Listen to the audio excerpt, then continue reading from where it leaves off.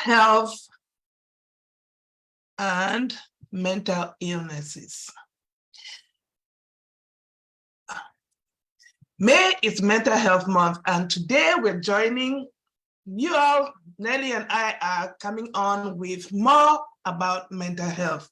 Last week we looked at the definition of mental health and the differences between mental and physical health and things like that.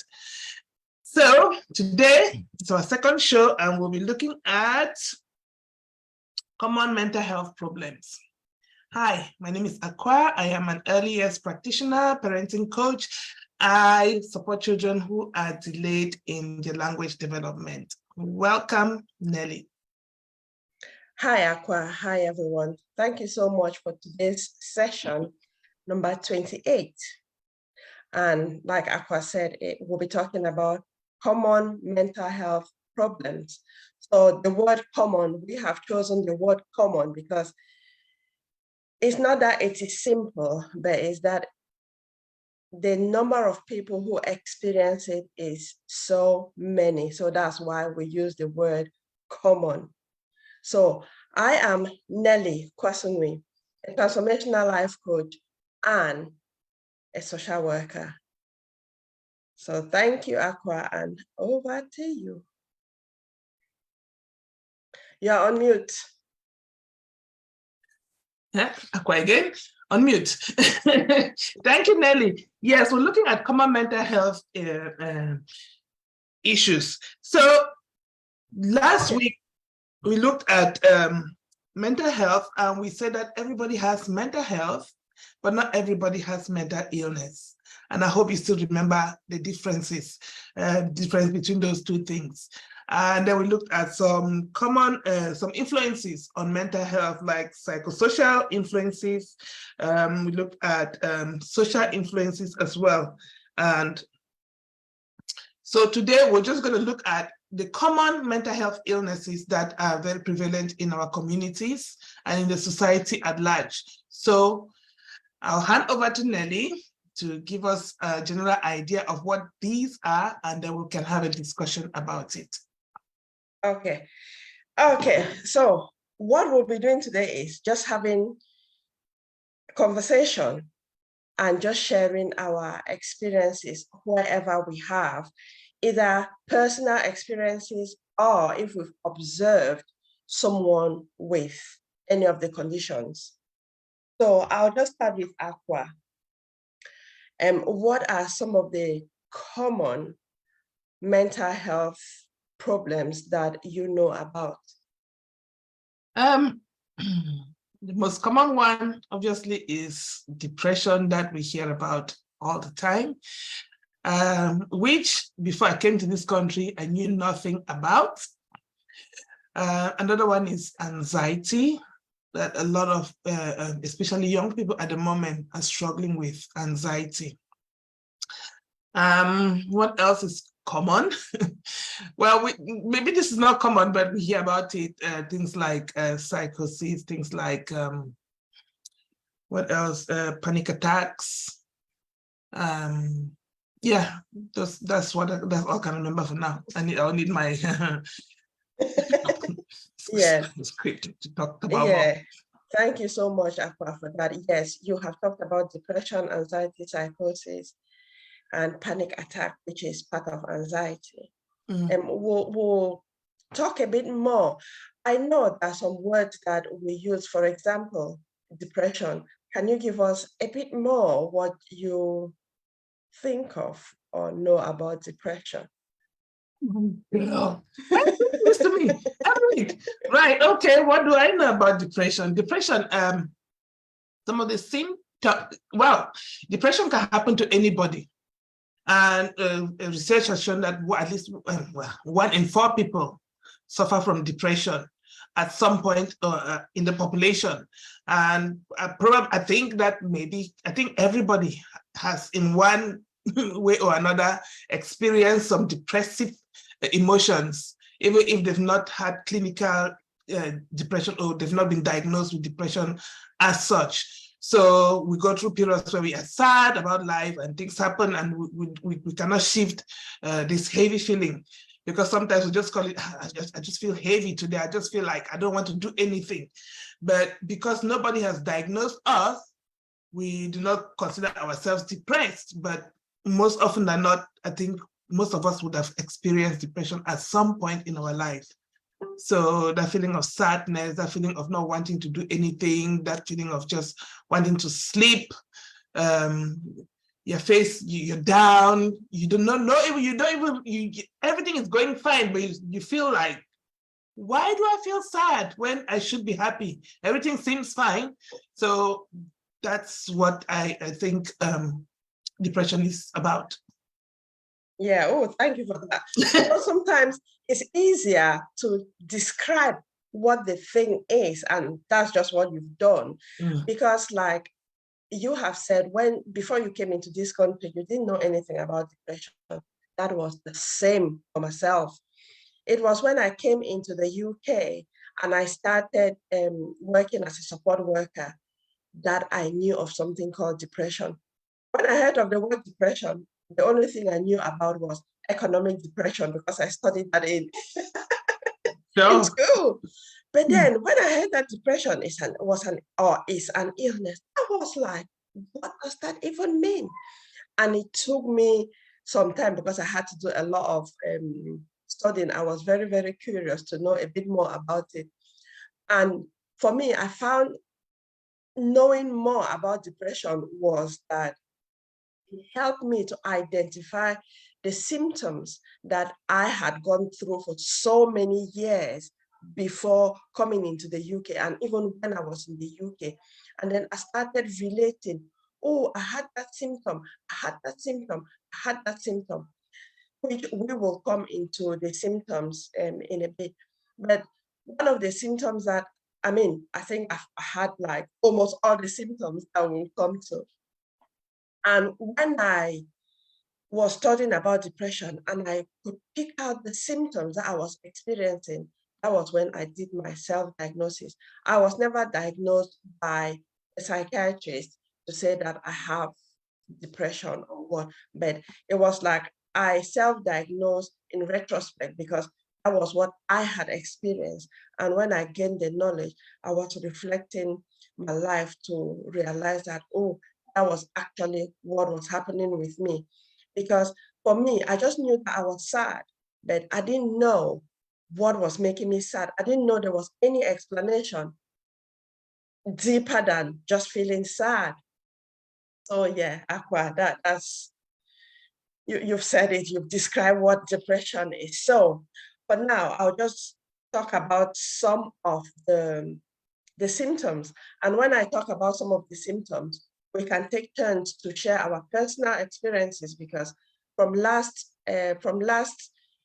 session or from last show, we talked about experiencing postnatal depression. So you probably still remember some of the symptoms.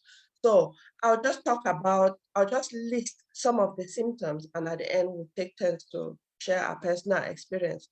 Some of the symptoms for depression include continuous low mood or sadness that you don't even know what it is, feeling hopeless and helpless, feeling tearful. You can just cry, you can just sit and cry without understanding what the trigger is, feeling so much guilty and shame, unexplained aches and pains on your body, low energy, you feel very tired, fatigued, disturbed sleep, you lose interest in the things that you were normally interested in.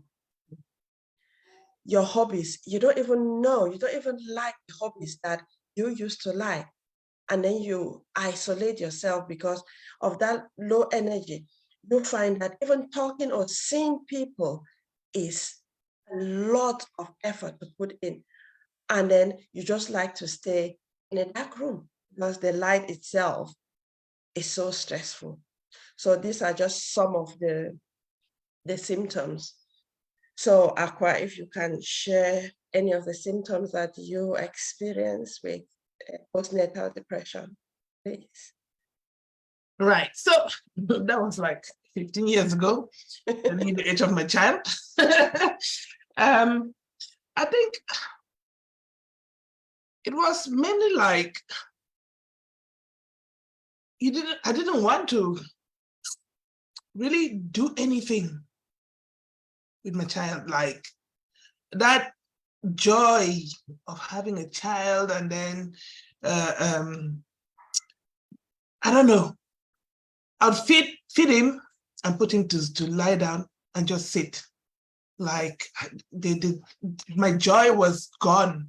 But I know that it's because my husband and I had a lot of issues while I was pregnant with him, and there were lots of things that happened. And as such, I was low anyway before the birth.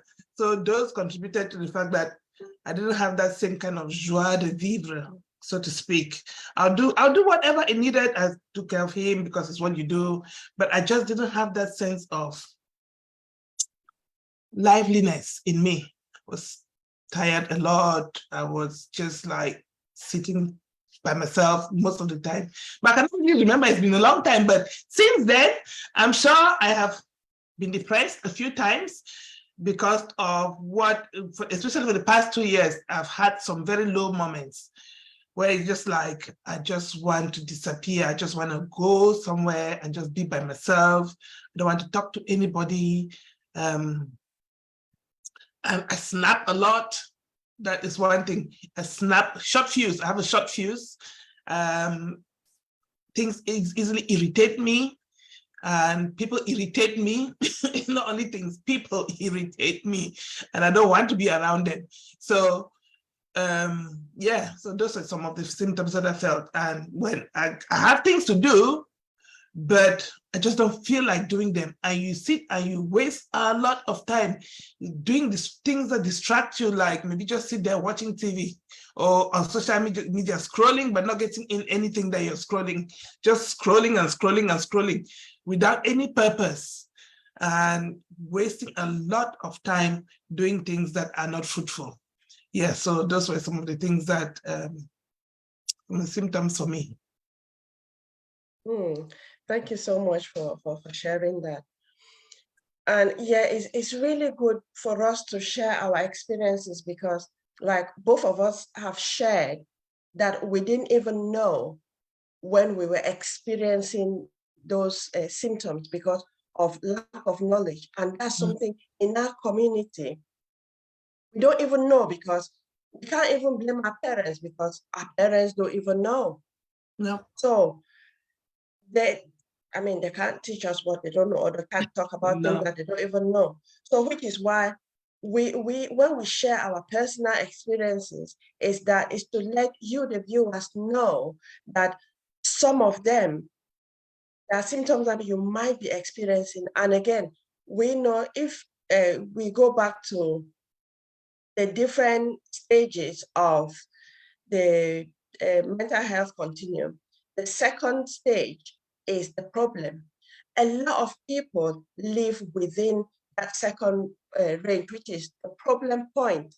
And people develop all ways to cope with those problems. But it doesn't mean that they can't feel much better to reduce down to the first point, where it is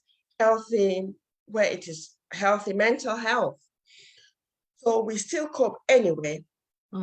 And then some others go up to the crisis point. So when we share this, it's for you to start looking and taking care of yourself, because self-care is very, very important.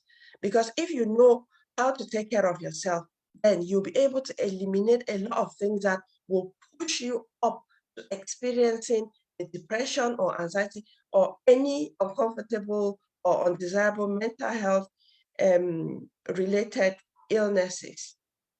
So for myself, I know that I used to feel very tearful. Sometimes I'll sit and then I'll just cry without really knowing what was happening. I was really, really low. I would just cry. And sometimes when I cried, I would feel better. But then nothing would change, because first I didn't even know why I was crying, what triggered me. So then when the tears come out, after a short time, I'll still be the same. And I didn't even know. So it went on for such a long time. And I lost interest in the things that I used to enjoy doing. Because I know I'm very playful, but at some point I looked very, very stern and strict because I was just trying to deal with my inner things. So then that was my own way to put up a brave face.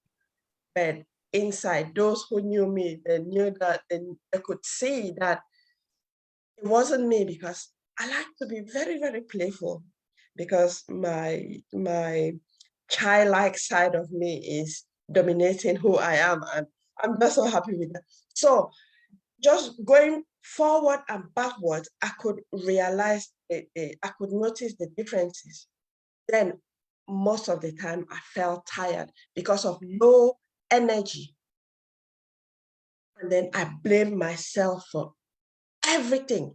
Even when something happened that I didn't even know about it, I blamed myself, and I felt so, so guilty.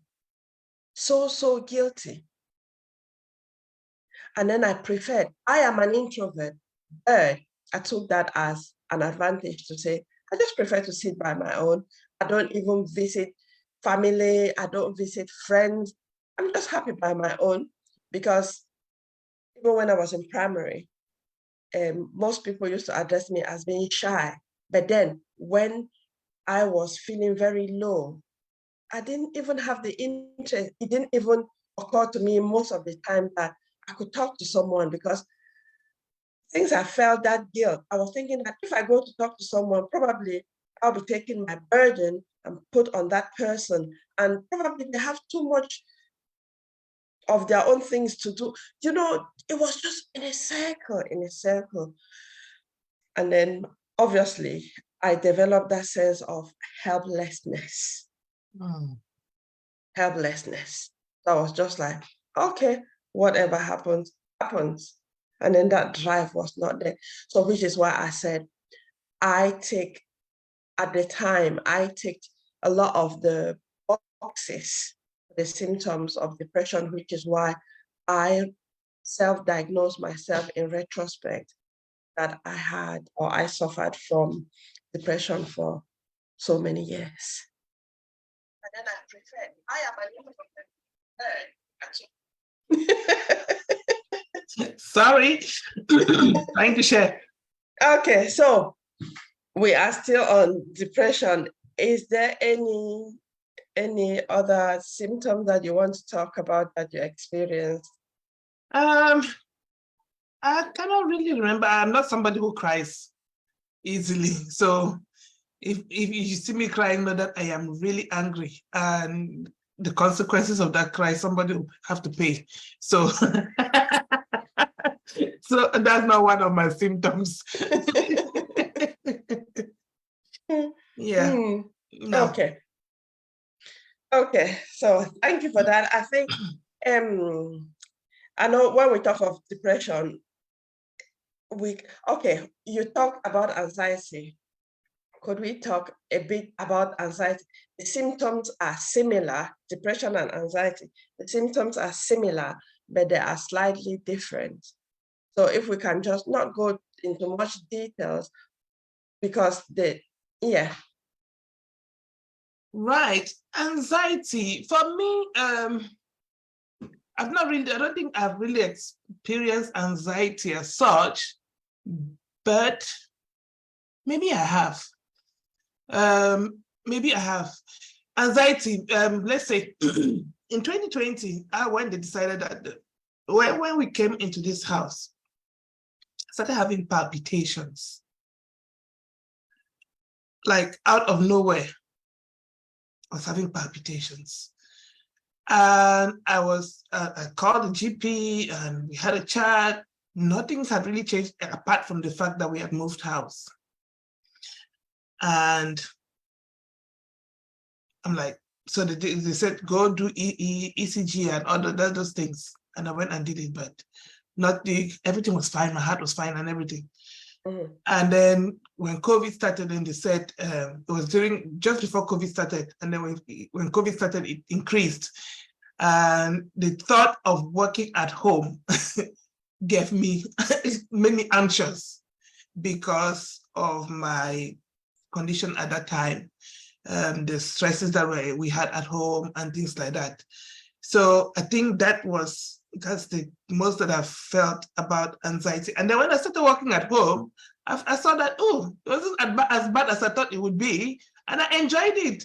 And even after when COVID stopped and they wanted us to go back into the office, I was like, I want to work at home. I want to still work at home. So yeah, so I think looking back, that would have been probably anxiety causing me to have those palpitations.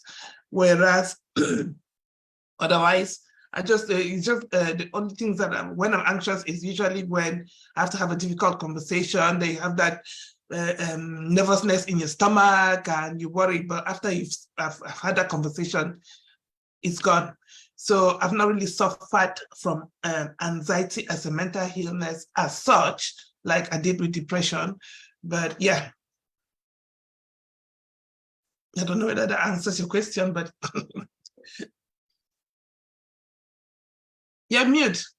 Oh, you've done it. There's no right or wrong because it's your personal experience. So you share whatever comes up to you. Mhm. So just to explain a bit what anxiety is, it's the feeling of worry, nervousness, and unease about something with an uncertain outcome. So like you've talked about it, about your experience, and I think with COVID, a lot of people experienced anxiety because it's that constant fear, which is an irrational fear because you think of the worst, and it's just in your head, and before you know it, it magnifies. For instance, I'll give a personal example. In 2021, that was when I had work-related burnout and stress. I saw this coming because at work, the stress was increasing because my caseload increased a lot. And despite working from home, I started working at 7 a.m. and I will not finish till 10 p.m. And in my job, my contracted hours were from 9 o'clock to 5 o'clock. Though I was in the house the whole day, I did not have the time to cook for my children, to like have that time with my children, but all of us were at home. And they needed support with they were learning from home. So it was just too much. And my work was just getting in the way. I could notice that all this tension was building up. But where the anxiety came in for me is that I started thinking, okay, if I want to take time off work, that will mean my bills will start piling. And what if, and this is where the anxiety comes in, what if I get kicked out of my home? Where will my children go to? What if I cannot provide food for my children? Who will give food to my children? What if I can't pay my bills? So all those what ifs, it doesn't just end there. Because of anxiety and because of the information that I feed my mind with, it's so creative. It comes up with, okay, you'll become homeless. You'll start begging on the street and things like that. And those are the things, because it is the irrational part of it. I am thinking just of the worst, and that is what anxiety is. And because of the anxiety that I had, I did not want to take time off, rest. And I was like, okay, I'll manage. Okay, I'll manage, until that day, it was a Tuesday, I cannot forget. It was a Tuesday that I went to work. I had a visit. When I was at that visit, I had that feeling that I'll not go back to work. And the colleague that I was with just explained to her, I said, we are on this case, but the way I'm feeling, I'm not sure I'll come back. And she was like, but you were really calm and talking. I said, yes, I know, but it is how I was feeling at that time.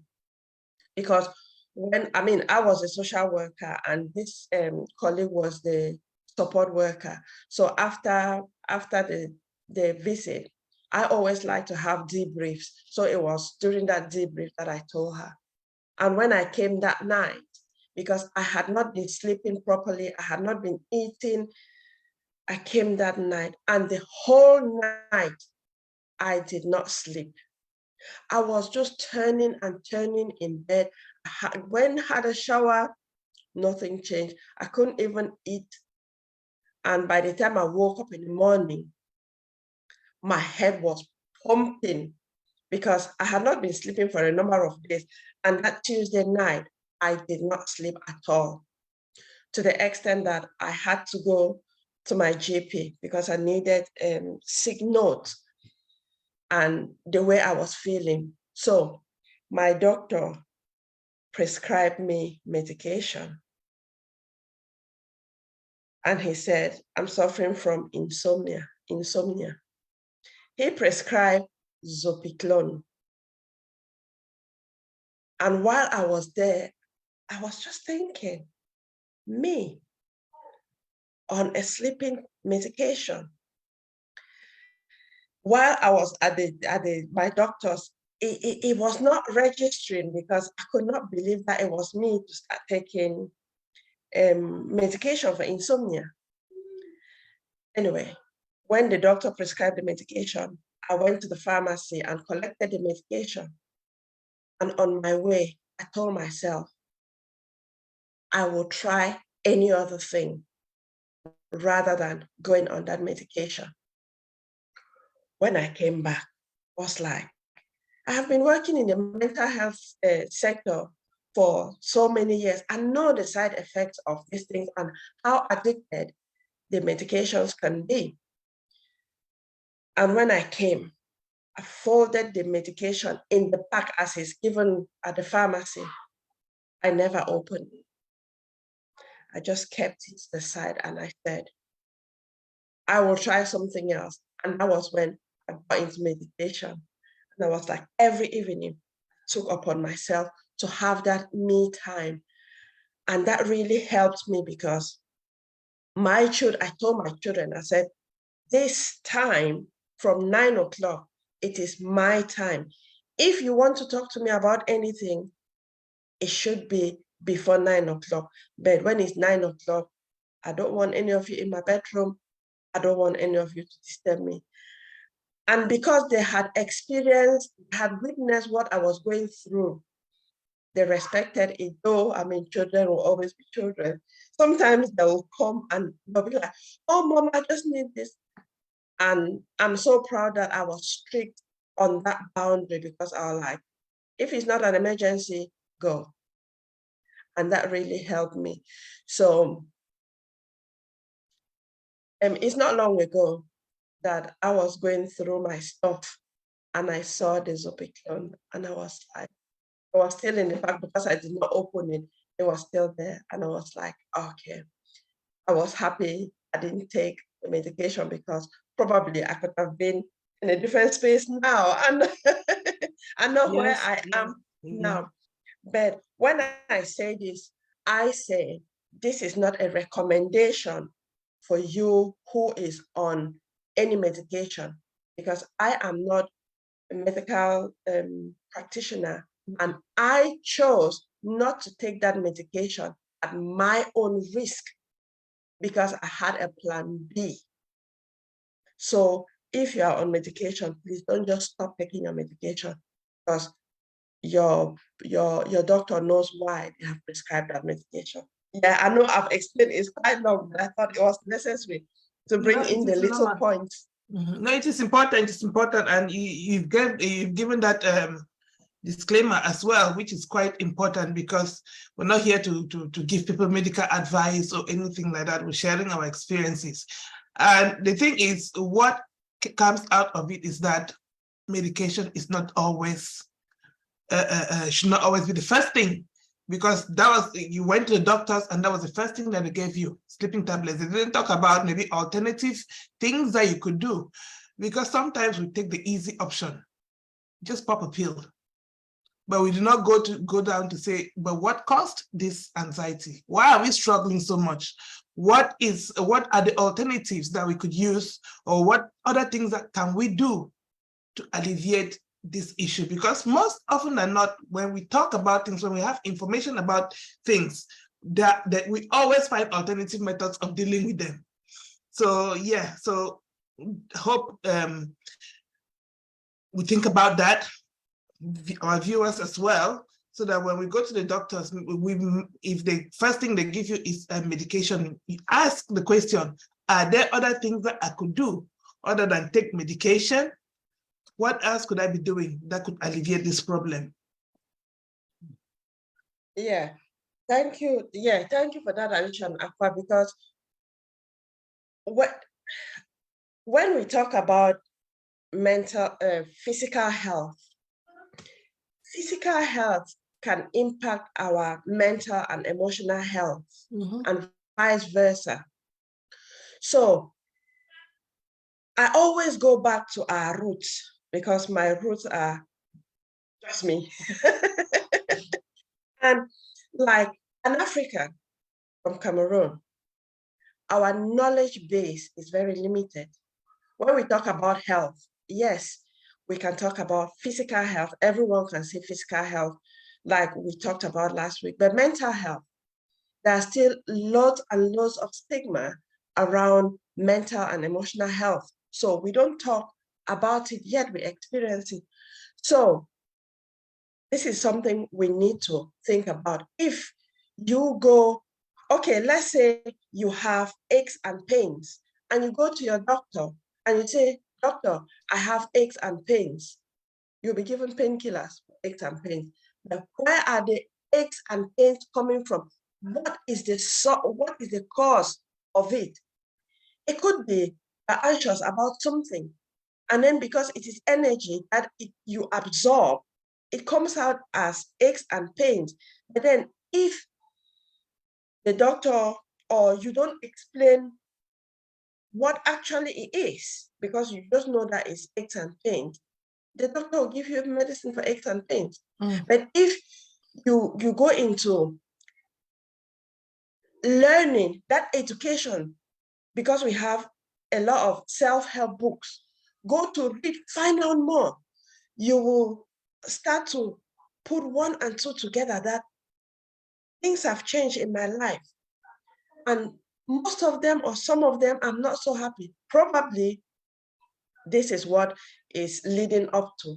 And then that self-awareness is very important, because before anything happens to us, our body indicates to us. But sometimes we just deny what is happening to us. Even when we know the indications clearly, we deny, we suppress. That no, it will be fine over time. Cannot be me. That cannot be happening to me. No way. I can never be depressed. It cannot be happening to me. It's not happened to anyone in my family. What will people in my community say, and things like that. So self-awareness, educating yourself to find out more about you is very, very important.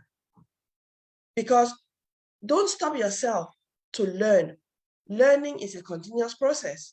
And the things that you learn, it's mostly about you. Though when we learn, we think that we're learning about other things. But look at it, you're learning about you.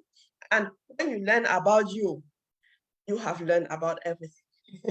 Because you can easily get your way through or navigate your way through life. That is so true. So My brothers and sisters, please be open-minded, be open to learning, be open to new experiences as well, because sometimes some of these symptoms come because we are so close-minded, we want to do only what we know and what is within our sphere of influence, like in our community. Go out there and explore other people's communities. Try something new. You never know, you might have fun. Who knows? You might never have fun. So try something new. Don't be so rigid with what you with your lifestyle and say, this is all what I know how to do. Maybe try a new skill. If you've never ridden a bicycle, ride a bicycle. Fall, laugh, go for a walk. There's so many things that we can do to help our mental health. Yeah, that's really true. That's true, yeah. Because we cannot expect our lives to change when we do only the same things that we have always been doing, because when we grew up, that's what we were doing. No. Definition of insanity. Yeah. That's when you Which is are another mental illness. That's when you are so close-minded. Open up, try new things. I remember, I know this one, I'll just be hitting Aqua on the head. I remember I told Aqua, let's try something new. What was that? Sushi. Aqua was like, no, not sushi. I was not like, eating raw fish. Not eating raw fish. raw fish. I said, Aqua, I am saying this because myself, I said exactly the same words that me eating raw fish. I cannot. And for my own case, my children got me into it. And I'm like, oh, had I known, I could have been eating. And Aqua, probably you'll be the one to share, not me sharing that experience about the sushi. So over to you, share it. Oh, yes, sushi. Yes, true. Mia loves sushi. Well, Mia is the one who tries different things. She loves Japanese food. So she's always like, let's buy sushi. I'm like, nope, I'm not eating no raw fish, never. So when Nelly and I went to get lunch after work, when he said, oh, sushi, let's try sushi. I'm like, He said, come on, do something new, try it. So I said, okay then. And I tried it.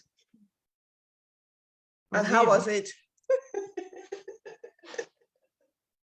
Okay, to be honest, Aqua's words were, some of them, because there were different pieces, some of them, Aqua really liked them. But some of them, she is Not yet so to try again. So why did I bring this up? Is the experience. Because if you go close-minded and say, no, I will never know what could be on the other side. Definitely. So that's why I just decided to share that's true. Sushi experience. True. Lots of things, because I think I'm one of those rigid people who resist change. But when I finally get to doing the change, sometimes I enjoy it more than the people who suggested the change. So yeah, so I can be very rigid and but I've learned that I need to try new things. And as such, I push myself in those difficult, challenging situations where I feel like, and if there's somebody to share it with, even better, because you get that encouragement, isn't it? Yeah. And I mean, that for me, I like that experience because there was lots and lots of conversation that came out from that one session of eating the sushi, because Aqua would take a piece and put in her mouth, and she'll be trying to guess what spice is there. And the funny thing is that there were no tropical spices in it. So ginger, they had ginger. You're like, They had ginger, yeah. No, that was a good experience, because you take it and put it in your mouth and you're like, That's a good aftertaste. Sometimes the taste is not as good as when you try it, but after the end, you're like, that was actually good. Yeah. So yeah, anyway, I love food anyway, so try me again with another type of food. Not snails though. Not snails. Wow. Well, close-minded on that one. Not snails, not snakes. Not eating any of them. And now come at some other point, probably that could be another topic of conversation. So yes, be open-minded, try new things. You can take little steps, but try. Though I say I don't like people who try, I like people who do. Decide to do what, take one step at a time, because don't just plunge in. Take one step at a time, because when you do that, you will be challenging yourself, and that's just it about life. I think one of the mental health problems or conditions that I would like to talk about, I know is most people avoid talking about it, but I want us to talk very briefly about it, is suicide and self-harm. The reason why I would like us to talk about this too is because at first, in our African society, even in the UK, we just used to hear cases, people have died. And especially like suicide, something that I always feel, I don't really know the emotion to attach to it, but it's mixed emotions, is that when someone sadly takes their lives, that is a time, especially on newspaper or on the news, they say, oh, this person was very outgoing, this person was very friendly, helpful, and things like that. But for me, for what I know is, that person must have been indicating signs of distress, asking for help. But because it is done secretly, not something that, like, I'll not come and just tell Aqua that, Aqua, I'm feeling, no, because people don't intend to end their lives. Sometimes they are asking for help, but when they ask for help and they don't get the help, which that is very common in our African societies, because if someone is struggling, obviously we turn to our families, and we go to our families and we say, you know what, I'm struggling with this, with that. The kind of responses that we hear is very discouraging. When I'm saying we, is because I've been in the mental health field for some time, that's what I'm referring to as we.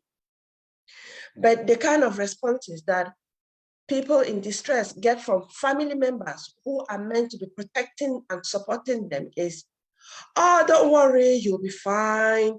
Just wait, over time, time will solve every problem. No, we don't talk about things like that. When you say that, I feel so hurt and things like.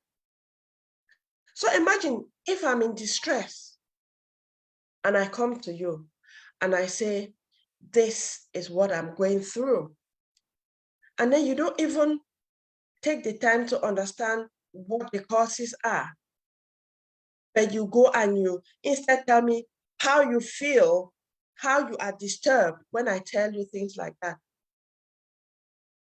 Those kind of responses contribute a lot to why people in distress who have got to that extent don't want to talk about anything to the close people around them, because they know they will be discounted, and that those responses will instead increase the distress that this person is going through, because there's already mistrust.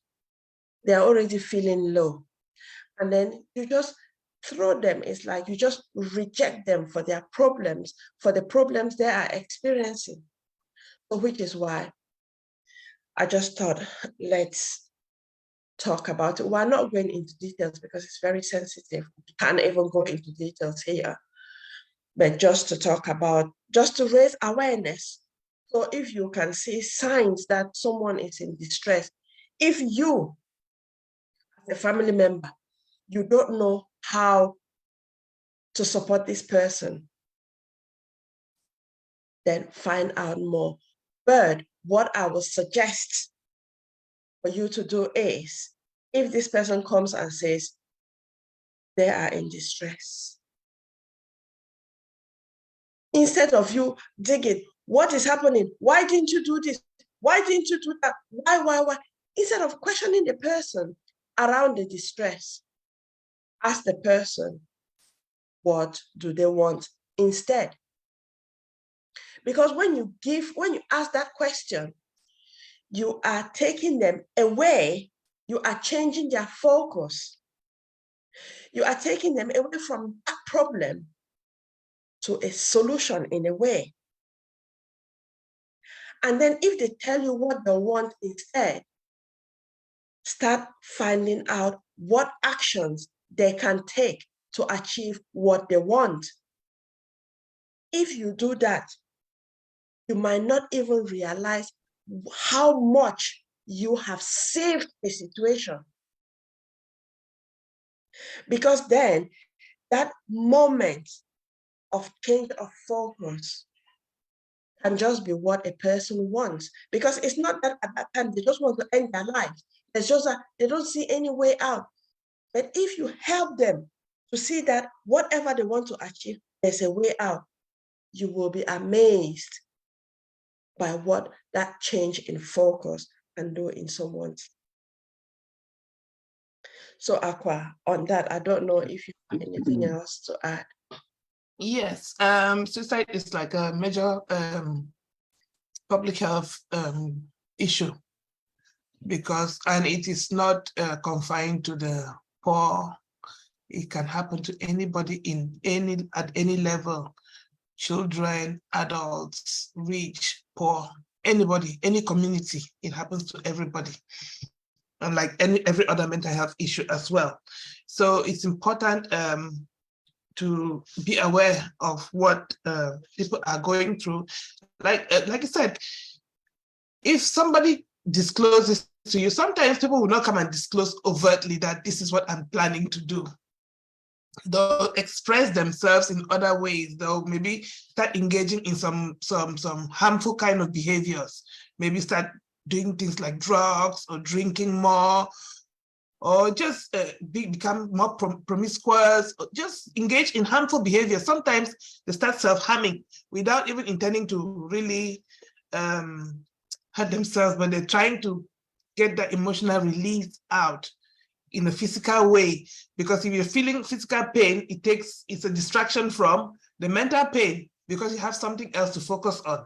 And that is how some people get into self-harm, because they see that release, they get that release of when they cut themselves and that blood is flowing.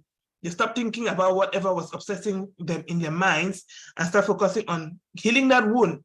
So sometimes when people harm themselves, it's not because they really want to do so, but it's an outlet.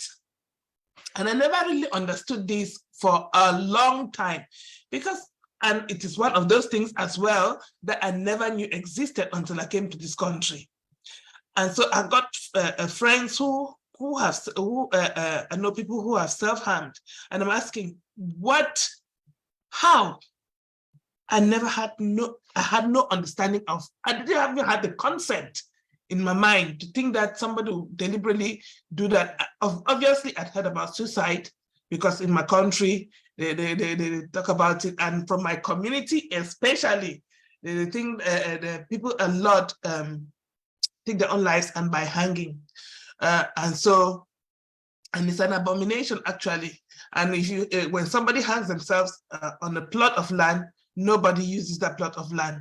It goes to the palace until they come and do some traditional rites and things like that, because it is a curse for somebody to, well, it's considered a curse in our community for somebody to take their own lives. So It's about being aware. And like you said, sometimes when people come, or even if somebody discloses something to you, even if they've overtly said it, that this is what I'm planning to do, sometimes we just dismiss it as if it's just like a joke. Like, come on, how can you say things like that? Sometimes the dismissiveness is not because that person really doesn't want to take it serious. It's because they themselves are scared and they do not know how to deal with what you have said. They do not know how they're going to manage that information. What should I do? Because the lack of information as well, the lack of awareness on their side as well, not having enough information on how to deal with a mental health issue or crisis. Sometimes we just dismiss it. Ah, come on, you get over it. Why are you talking like that? No, but it is important to take people seriously when they share things to us. Previously, I would have been one of those people as well who would have said, come on, why are you talking like that? But because of the learning I've done over the years and doing mental health first aid at work as well, you become aware that seriously, these are serious things. And it's important that we all are aware and we all are open-minded. You don't have to be an expert to help somebody. Like Nelly said, we can find out more. And like from the training that we did, say it is not wrong to ask the question why. Why are you considering doing this? What is happening? Or even if somebody hasn't said it and you've noticed that they're feeling that way or that they're doing certain things that are making you scared, you can ask them the question, are you considering doing this? It is not wrong to ask, but you have to be courageous enough to be able to ask. And if you're not able to do so, then seek help. Talk to somebody else and say, this is what I have noticed is happening here, or this is what this person has told me. You don't have to mention their name if they don't want you to speak to somebody else, because confidentiality as well is important. But when somebody's life is at stake, confidentiality goes out the window. So it's important that we become more aware of these things and learn for ourselves to know, because you never know when you need to give that help to somebody. Being there, listening, and listening alone, just being present when somebody is sharing their experiences or how they're feeling, is very important, because sometimes you just need that person to listen, to know that there's somebody who can at least just sit there and understand, or even pretend to understand, even if they don't understand. I've heard of stories where somebody has written a suicide note and they've gone out to kill themselves and said, if one person smiles at me on this journey, I'm not going to do it. And unfortunately, they've done it, and it's retrospective that they see the note, because as it happens, nobody smiled at them. We live in a community where everybody is just focused on where they're going. It's not even a community anymore. People are just individuals walking around, chasing whatever they're chasing, going to do their own things. And we've lost that social aspect of smiling at people, saying good morning. Where we come from in Cameroon, you practically greet everybody that you see. Somebody who is not even your family member. Morning, mom. Morning, dad. Hi, sis. Like, that community spirit, you hardly find it, but we can be the change that we want to see. Smile at people. You don't just do that grimace where you so actually be present, smile, and talk to people. So yeah, so this is a very sensitive one, as you said, and we are not experts at it, and so we're only sharing the little that we've learned as well. So that's what I'm going to add to that. Yeah, okay, yeah, thank you so much, Aqua, for that. So what Aqua has said, I mean, it's really powerful. And I think what I'll stress here is education. Educate yourself. I don't mean you go to a college or a high school. No, we've got loads. Like what I say is YouTube. Go on YouTube. There's loads on YouTube. And if like you sit and you hear about like the suicide or self-harm, and you feel those butterflies in your stomach, that you are scared, you don't want to learn about it because you never know. The person next to you might be going through some difficulties and they might be heading to that direction. And if you keep avoiding, you don't even want to hear of the word, you might only realize when it's too late. Whereas, if you brave yourself, take the courage to learn about it, to be aware of it, you don't know the lives you will save. And even if you don't save a life, you don't know how many other people you will influence, even by just seeing them and give someone a smile. Good morning, how are you today? You don't know the difference that will make in someone's life because you don't know what people are going through.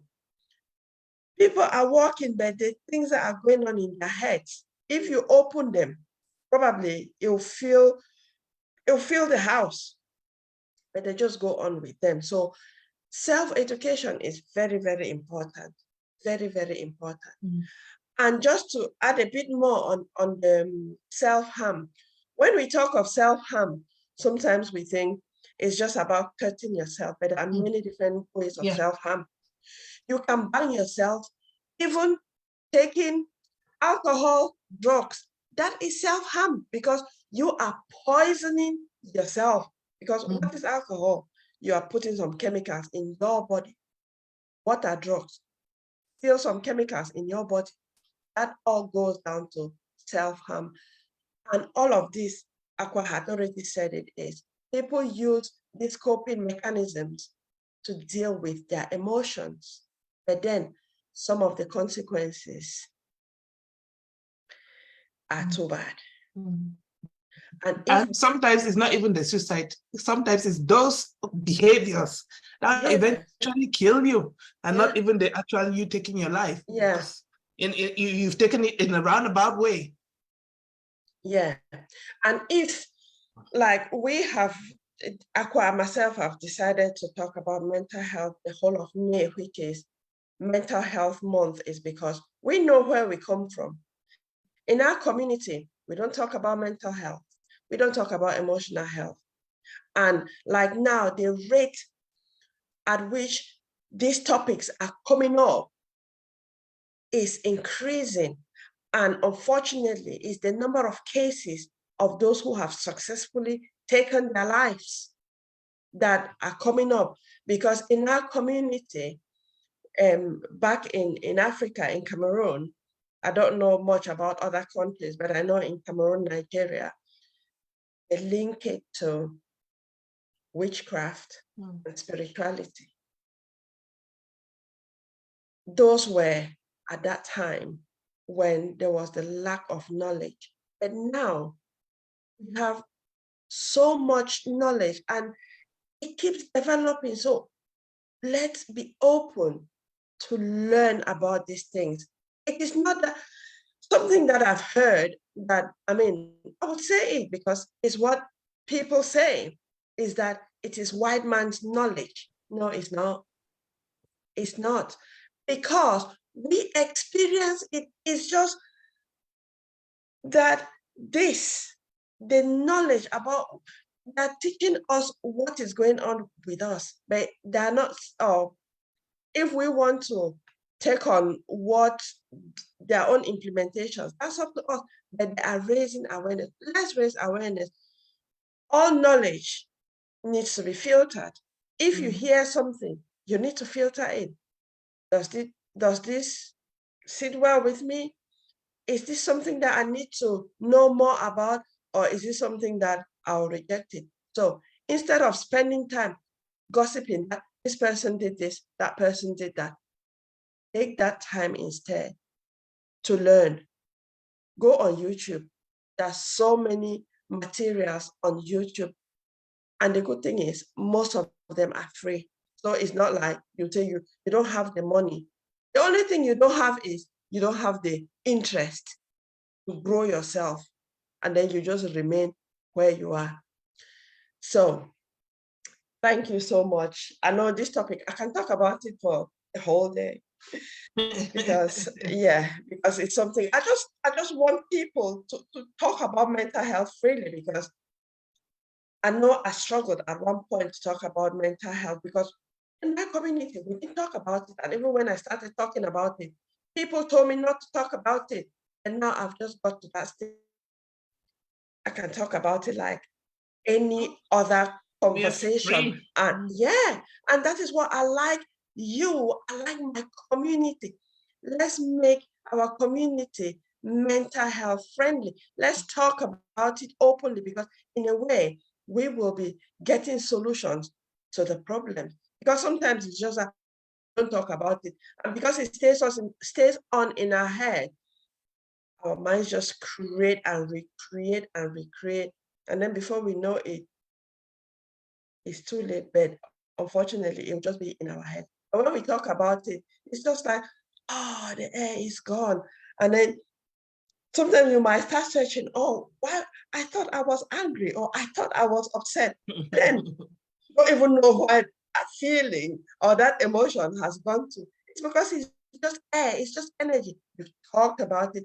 And then because when it goes out, it's like you hear yourself and it's a different idea. So let's talk about mental. Oh, yeah. Thank you so much, Aqua. Yes, it's important to talk about it, because sometimes we make some mistakes that if we had talked to somebody about it, we wouldn't have made that mistake. That happened to me this last weekend. I was full to the top. I was like full to the brim, and I did something crazy that nobody would have thought that I could do that.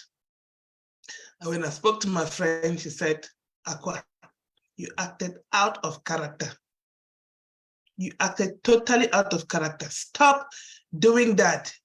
What you have done, I'm not going to say exactly what I did, but probably I'll tell you afterwards when we meet face to face. What you have done,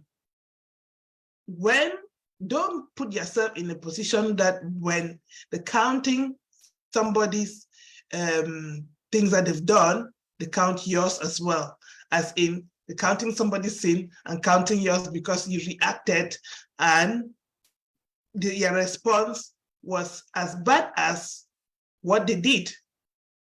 So be careful. Stop acting out of character. And when I was doing it, I thought I was being very rational. On reflection, I thought I was rational when I was doing it. I thought about it, and this is what I'm doing.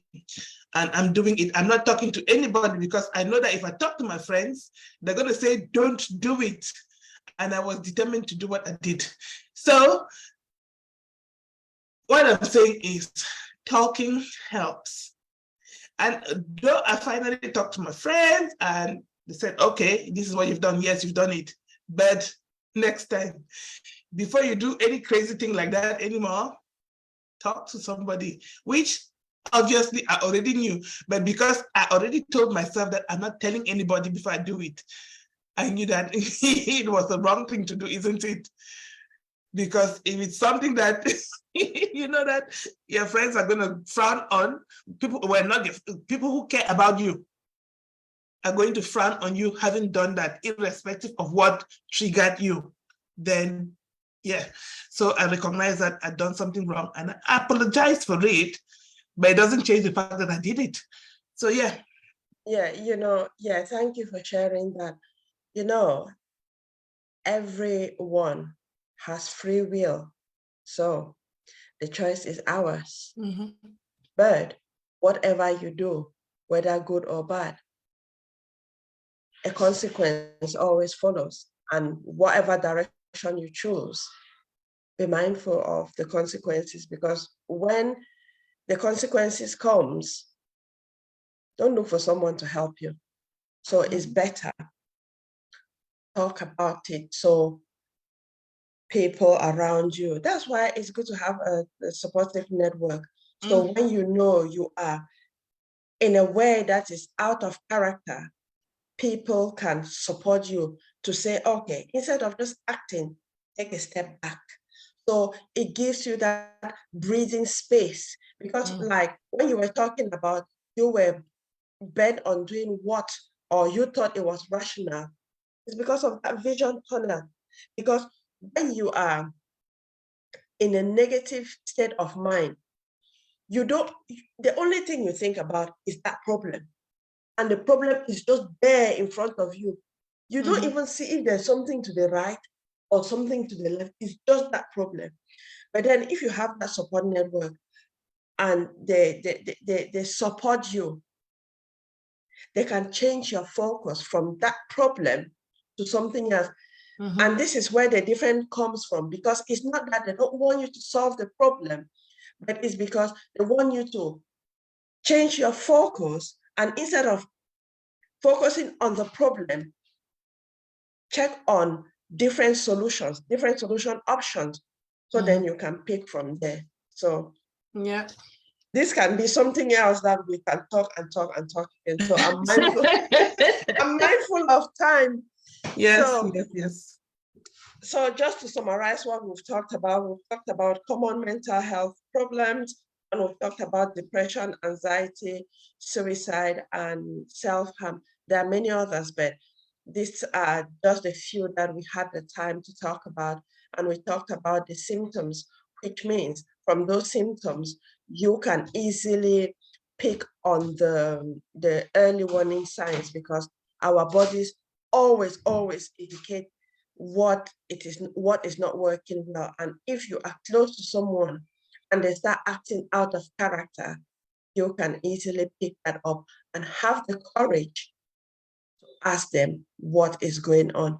When you know what is going on, ask them what they want instead, and then you focus on what they want instead and work on a plan.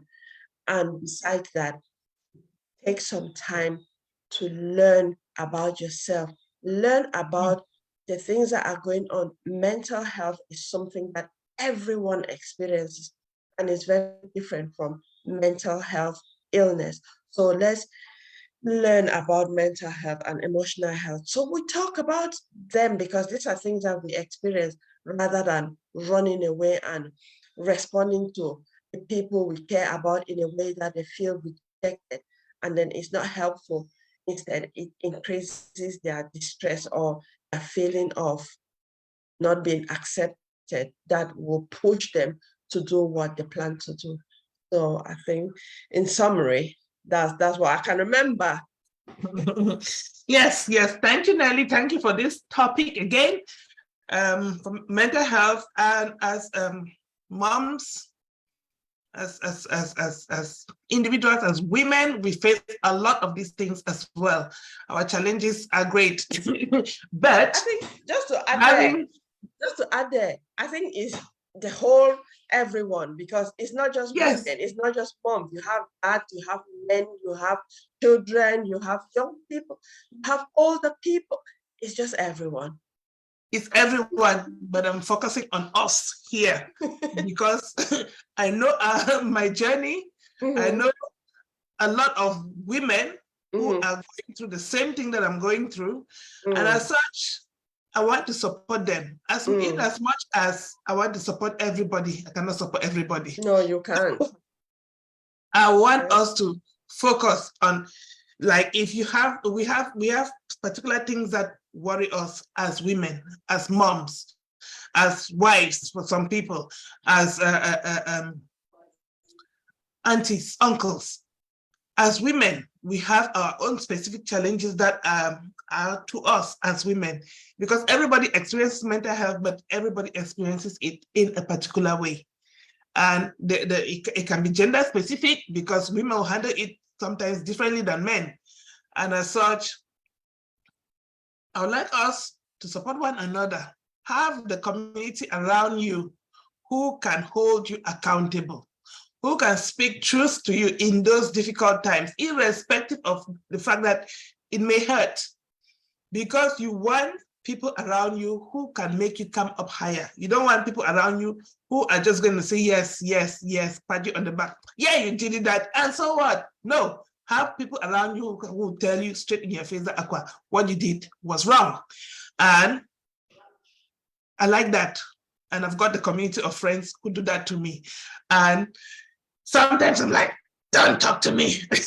But I know that I've given them that power to speak into my life. If it's some random person, then I'm not accepting anything from random people. But for the people who have given the opportunity, the authority to speak into my life, I listen to what they have to say. Because if I've asked you to be, I want you to be accountable to you, then that's because I need to work in an area. And as such, if you're not holding me accountable, then you're not really being my friend. I don't like friends who are just yes sir friends, who are just there for the easy times. I want people who are there for the tough times as well, so that we can cry together, we can laugh together, we can have fun together, and enjoy this journey that is life. So hope, hey, all you ladies listening, men, we are here for you too. Children, even more so. So come join hand in hand. Come explore what we do. We have courses for parents, for adults. We have courses for children to promote their emotional well-being and resilience. And so if you're struggling with any of the things that we have spoken about, we are not the experts at dealing with mental health illnesses, but we can talk to you about your emotional well-being. We can give you ideas on how to manage the low-level issues, because early intervention, like with anything else, is key. The earlier we get help, the better. Same like with our physical illnesses. If you start feeling a tummy ache or a headache, explore why. If it requires you going and doing some tests, then go do tests, so that if it is something that is serious, you catch it quickly, and they catch it quickly, and solutions are put in place. Same with our mental health issues. If you start feeling yourself stressed out, if you start feeling like you're feeling down, frequently, it's not that one day you just feel down today and you think that you have depression. No. It has to be consistent over a period of time. Then you start recognizing that this is not actually me. This is not how I usually behave. Know yourself, as Nelly has said. Know yourself, talk to yourself, examine yourself as in, why am I feeling this way?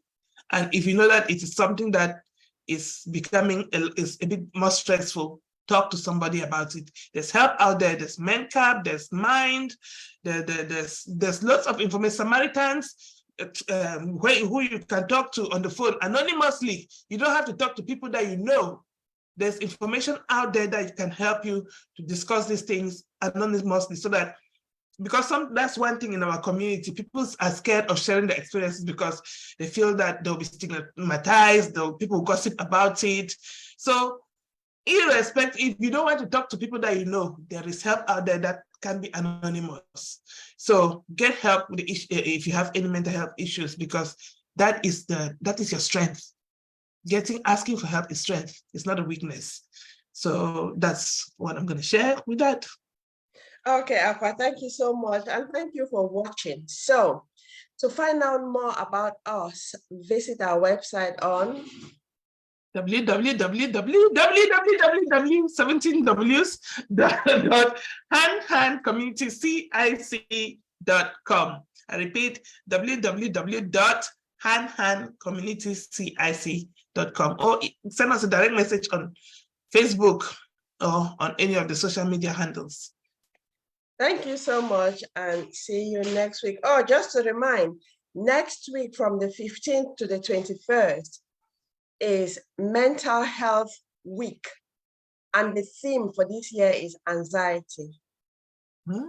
So thank you so much, and have a nice rest of your day. You've forgotten one thing, Family Day on the 15th. Yeah, oh yeah. And because we work with hand in hand, our aim is to promote family unity. On the 15th, which is on Monday, is World Family Day. What you gonna do? So we'll just wish you well, and we'll bring it into our discussion for next week. We'll talk about the family, anxiety in the family. We'll talk about that. Why not? Okay. Okay, thank you so much. Bye-bye. Bye.